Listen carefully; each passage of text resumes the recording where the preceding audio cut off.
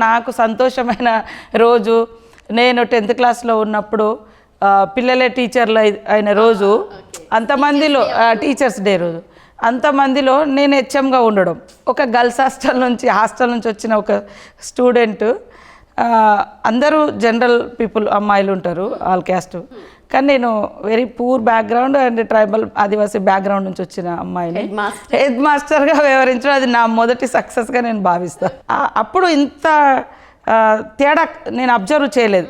ఈ క్యాస్టులు ఇవన్నీ నాకు తెలియదు, బట్ పేదరికము ఉన్నత వర్గము అది వాళ్ళు ఉన్నోళ్ళు 40-50 ఏళ్ళ కింద అది అట్లాంటిది కనిపించేది. కానీ నా ఫ్రెండ్స్ అందరు నన్ను బాగా ఎంకరేజ్గా ఉండేది, బాగా రిసీవ్ చేసుకునేవాళ్ళు. ఇది క్లాస్లో, హాస్టల్లో ఒక టైప్ ఫ్రెండ్స్ ఉంటారు, క్లాస్ రూమ్లో వేరే జనరల్ ఫ్రెండ్స్, హాస్టల్ పోతే ఎస్టీ ఫ్రెండ్స్, అట్లా ఉన్నా కూడా టచ్లో ఉన్నారా? అంటే ఉన్నారు కలుస్తారు. ఈ మధ్యన ఎప్పుడు కలుసుకోవాలి ఒకసారి.